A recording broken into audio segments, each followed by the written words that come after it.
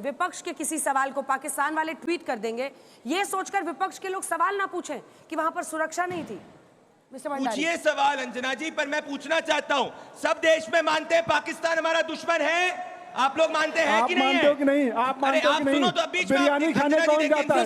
बिरयानी खाने वाले लोग दुश्मन बोलते हैं। तरीका नहीं, मैं सुनो तो दीपक, ये रहे अखिलेश यादव 2022 के अंदर कहते हुए कि पाकिस्तान से भारतीय जनता पार्टी का पॉलिटिकल एनिमी और देश का दुश्मन नहीं है। और आप बताइए शुभम द्विवेदी के परिवार से अभी तक मिलने क्यों नहीं गए? तस्वीर है कि नहीं? द्विवेदी के परिवार से मिलने क्यों नहीं गए? क्यों बोलते हैं अखिलेश यादव, क्यों बोलते हैं अखिलेश यादव कि भाई हम लोग डिस्ट्रैक्शन कर रहे हैं पाकिस्तान के खिलाफ बात करने के लिए?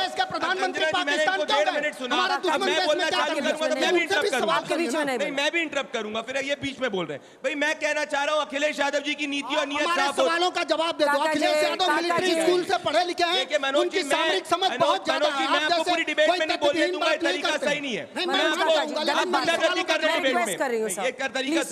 मैं पूछना चाह रहा हूं सीधी बात, भाई शुभम द्विवेदी, शहीद शुभम द्विवेदी के परिवार से जब अखिलेश यादव से पूछा गया कि मिलने क्यों नहीं गए, उन्होंने बोला मैं नहीं जाता, और अभी तक नहीं मिलने गए। क्यों नहीं मिलने गए? क्यों नहीं? अभी तक अखिलेश यादव ने बोला कि भारतीय हिंदुओं को वहां पे हिंदू होने के कारण मारा गया। क्यों नहीं सच को स्वीकार रहे हो? अखिलेश यादव से जब ये कहा गया तो बोला हम डिस्ट्रैक्शन कर रहे हैं। सच तो स्वीकारिए सर जी। और आज आपका ये सर्वे खुद 75% लोग कहते हैं जम्मू कश्मीर के अंदर इमरान मसूद को जाके सुन लो, जम्मू कश्मीर परिवर्तित हुआ है। सवाल यह है कि हमें यहीं से हल निकालना है, लेकिन इस मामले का अगर हम देश के अंदर उन्माद पैदा करने के लिए इस्तेमाल करेंगे तब तो फिर वही सफल हुए ना। हमें ही तो बताना है कि वो गलत है और जो वो कर रहे हैं वो गलत है देश के लिए। देखिए अंजना जी, बहुत एक इंटरेस्टिंग डेटा आया है। रॉबर्ट वाड्रा के साथ भी 10% लोग खड़े हैं। आप यदि तीसरा सवाल देखेंगे तो आपको लगेगा कि 10% लोग ऐसे हैं जिन्होंने कहा कि वक्फ कानून के विरोध में जो प्रतिक्रिया हुई, और रॉबर्ट वाड्रा ने भी यही कहा था। दूसरी बात, मेरे लिए मुर्शिदाबाद में जो हिंदुओं की हत्या हुई और जो पहलगांव में हत्या हुई, दोनों को मैं इस्लामिक आतंकवाद का पर्याय मानता हूं। भारत की सेनाएं पाकिस्तान में घुस करके तो मार देंगी। आप जितने भी डिफेंस के आप एक्सपर्ट से पूछिएगा, वो कहते हैं कि 2.5 फ्रंट वार के लिए हमेशा तैयार रहना चाहिए। एक फ्रंट कौन है? पाकिस्तान। दूसरा फ्रंट कौन है? चाइना। जो तीसरा फ्रंट है, जो अंदर में पाकिस्तान और बांग्लादेश पल रहा है 70 साल में, जो अंदर से देश को खोखला कर रहा है, जो मुर्शिदाबाद में हिंदुओं को मार करके भगा रहा है, जो संभल के अंदर कत्लेआम करके भगा रहा है, हम क्या कर रहे हैं कि इस देश में हम सिम्टम्स को ये कर रहे हैं। आप बंदूक की लड़ाई से, मैं फिर कह रहा हूं, बंदूक की लड़ाई से जिहाद की विचारधारा को खत्म नहीं कर पाएंगे। जब तक जिहाद की असली जड़ तक आप नहीं जाएंगे। यदि मदरसों में 11वीं सेंचुरी का हिदाया बुक पढ़ाया जाएगा दारुल इस्लाम और देवबंद में, तो आतंकवादी ही पैदा होंगे। और इस देश में ऐसे हजारों पॉकेट्स हमने खड़े कर दिए हैं। मुर्शिदाबाद तो आपको सिम्टम है साहब। 24 आप एक मिनी बांग्लादेश आपने अहमदाबाद में देखा, वो क्या आप लड़ाई के अंदर आपकी बहुत सारी सीआरपीएफ के जवानों को आपको वहां घेरना पड़ा, आप उनको ऑपरेशन क्लीन करना पड़ा। 24 परगना से सारे के सारे आधार कार्ड जो बांग्लादेशी मुसलमानों के लिए खड़े हुए हैं, उनकी क्या आप करेंगे? जो पूरे देश में आज के दिन में 5 करोड़ के आसपास आबादी फैल गई, जिनको हटाने की बात चली थी, तो भारत का मुसलमान आकर के सीएए का नारा लगाते हुए शाहीन बाग खड़ा कर दिया था। इस मानसिकता से लड़ने के लिए देश को, और एक अंतिम बात कर दूं, फिर कहेंगे कि आप इतिहास, 15 अगस्त 1948 को, यानी 1 साल बाद आजादी के, माउंटबेटन ने एक चिट्ठी लिखा पंडित नेहरू को कि मैं आज कल आयरलैंड जा रहा हूं एडविना के साथ, उसके बाद कनाडा जाऊंगा। हमने जो आपको सिक्योरिटी काउंसिल में ले जाने का सलाह दिया था, वो बड़ी भारी गलती की थी। और ये जानते हुए कि पाकिस्तानी कमांडरों ने लिख करके दिया है कि हम युद्ध हार जाएंगे, भारत से युद्ध नहीं लड़े। आपकी सेनाएं जीत रही थी, फिर भी हमने आपको युद्ध बंद करने के लिए दिया है। 15 अगस्त 1948 का लॉर्ड माउंटबेटन का चिट्ठी जो मैंने निकाल करके रखा है, ये नेहरू को लिखा। तो ये पाप तो एक ही 563 से ज्यादा देसी राज्यों का विलियन कह क्या रहे हैं? सरदार पटेल ने क्या बोल रहे हैं? खत्म कीजिए। 563 राज्य आ गए, एक राज्य सिर्फ एक प्रोविंस, एक प्रिंसली स्टेट नेहरू के पास था।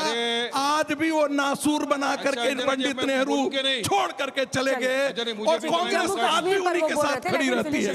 ये इस देश का दुर्भाग्य, देश का दुर्भाग्य है। अंजना जी, मैं चाहूंगा कि आप भी मुझे उतना मौका दीजिए जितना इन लोगों को बोलने का मौका दिया है। देखिए, जब सबसे पहले ऑल पार्टी मीटिंग हुई तब सबने यूनानिमसली क्या कहा कि मोदी जी सरकार जो भी फैसला लेगी हम सब आपके साथ में कांधे से कांधा मिला के खड़े रहेंगे, जो आप पाकिस्तान के खिलाफ फैसला लो। अब आपके सी वोटर सर्वे के अंदर भी क्या दिखा रहा है? मोदी सरकार को बदला लेना चाहिए।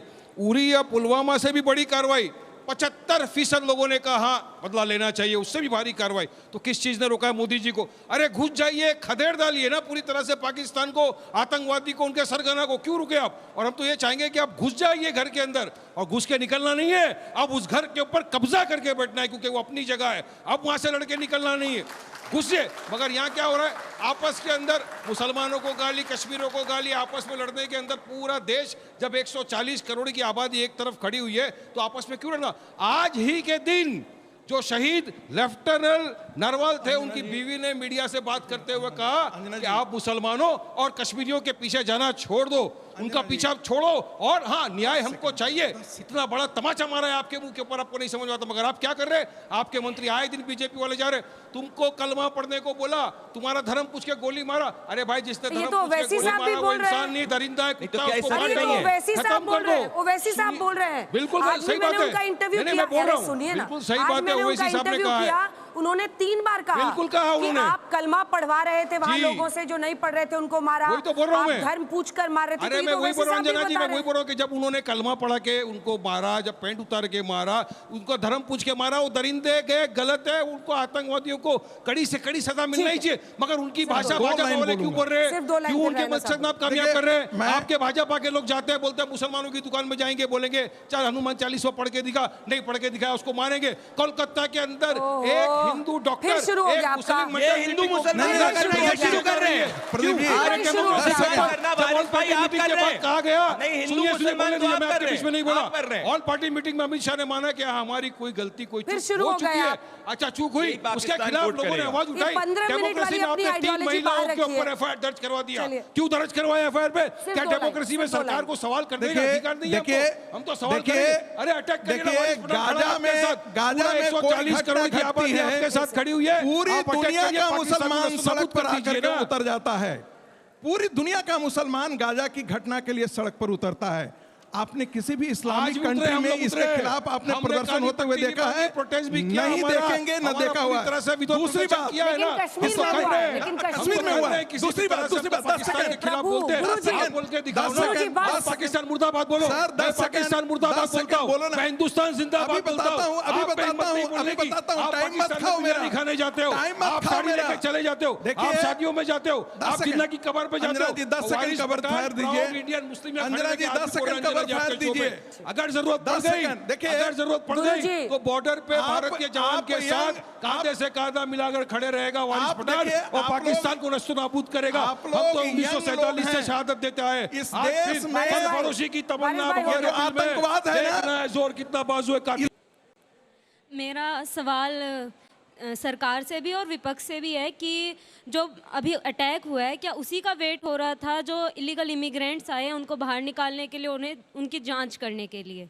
क्या हम अटैक का ही वेट कर रहे थे? पहले सरकार या विपक्ष में जो भी स्टेट गवर्नमेंट है वो बात समझ गए। 3 लाइन का जवाब जल्दी जल्दी, क्योंकि मुझे बहुत सारे सवाल। हम इन प्रिंसिपल एनआरसी के पक्ष में हैं और एनआरसी ही इसका सल्यूशन है। विपक्ष के लोग एनआरसी पे हिंदू मुसलमान करते हैं, इसका सल्यूशन एनआरसी का है। हर दिन सरकार इलीगल इमिग्रेंट्स को हटा रही है, इस आतंकवादी हमले का मुंहतोड़ जवाब देंगे। मेरा सवाल वारिस इस्लाम जी से है। इन्होंने वारिस पठान जी से है कि उन्होंने कहा कि हम जाके खुद लड़के आएंगे और बदला लेके आएंगे। क्या इनको देश के आर्मी पे विश्वास नहीं है? इनको भारतीय सेना पर विश्वास नहीं है?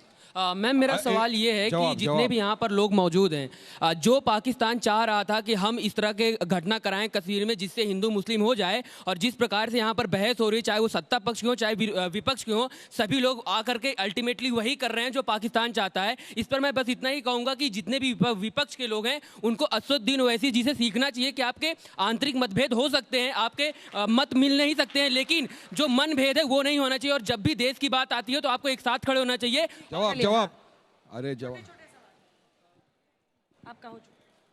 मेरा पर्सन सत्ता पक्ष से है कि हम आतंकवादियों से बदला बदला कब तक खेलेंगे, आतंकवाद पर अंतिम प्रहार कब होगा। मेरा सवाल आप सबसे है कि भारत सरकार ने हमले के बाद क्या कदम उठाए, क्योंकि जब से हम लोग आए आधे लोग कह रहे हैं मुसलमानों ने किया है और आधे लोग कह रहे हैं मुसलमानों ने नहीं किया।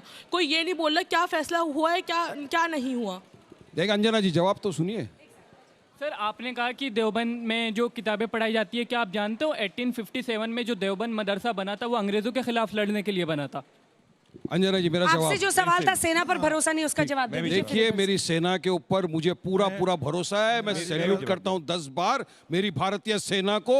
ऐसे सेना है कि जाके खदेड़ के आ सकती है पाकिस्तान को। मैंने ये कहा कि अगर कभी जरूरत पड़ गई तो जो हमारी रोज नेशनलिज्म पेट्रोलिज्म की बात करते हैं लोग इतनी बड़ाई कर रहे हैं, आप क्यों मिट्टी डाल रहे हैं? जाएंगे वहां से कांधे से कांधे मिलाकर लड़ेंगे और पाकिस्तान को और आतंकवादियों को खदेड़ेंगे। हर धर्म के लोग आतंकवाद का शिकार बनते हैं, तो क्या आतंकवाद को किसी एक धर्म से जोड़ना सही है? जब हर धर्म कहता है कि हमें शांति बनाए रखना चाहिए, तो ये कौन लोग हैं जो धर्म का चोला पहन करके हमारे देश पे हमला कर रहे हैं? कश्मीर में ये पहली हमला नहीं है, इससे पहले भी कई बार आतंकी हमले हुए हैं। क्या कहते हैं सत्यपाल मलिक जब उस टाइम जो किया था वो आई थी, उसके बाद भी कई बार हमला हुआ है। लेकिन कश्मीर में जो है आप जानते हैं कि वो टूरिस्ट प्लेस है पहलगांव, और वहाँ जो है जाते हैं टूरिस्ट, वहाँ क्यों सुरक्षा नहीं है? पाकिस्तान कुछ भी करता है, भुगतना यहाँ के मुसलमानों को पड़ता है, तो ना कोई स्ट्रिक्ट एक्शन लिया जाता है गवर्नमेंट के अगेंस्ट। तो यहाँ के वो इंडिया पाकिस्तान से ज़्यादा 100 गुना ज़्यादा स्ट्रॉन्ग है। क्या भुगतना पड़ रहा है? नहीं मतलब कुछ भी हाल का। अच्छा बड़े तौर पर अगर इस पूरे सर्वे को देखें तो 3 सबसे बड़ी फाइंडिंग्स आपकी नज़र में क्या है? एक तो सरकार से उम्मीद बहुत ज़्यादा, अगर 75% कह रहे हैं कि इस बार सर्जिकल स्ट्राइक, एयर स्ट्राइक से काम नहीं चलेगा, तो वो एक बड़ा एक्शन की उम्मीद में है। लेकिन सरकार को भी सब कुछ प्रोस कॉन्स वे करके करना है, इसलिए नहीं कि ये दबाव है इसलिए काम करना है। सेना को खुली छूट दी गई है। आज गृह मंत्री ने भी खुलकर कहा है कि हम जीरो टॉलरेंस वाले अपने उस पे चलेंगे। दूसरा मुझे लगता है अनुच्छेद 370 हटाने के विरोध में, पर्यटन के विरोध में जो लोगों का मानना है, जो ट्रैक पर आ रहा था, और आम कश्मीरी का निकलना, आपकी नज़र में सबसे बड़ी फाइंडिंग्स क्या है?